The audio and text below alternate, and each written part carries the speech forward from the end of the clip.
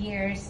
And we've seen really the transformation, how the Lord moved in your life, and I'm so blessed na nakasama rin kita sa Bible study namin kasi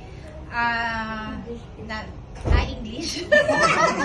We're so blessed to have you in our Bible study, and I've seen also your commitment, how you help us in always reminding us, Ate, there's announcement. Ate, have you read this?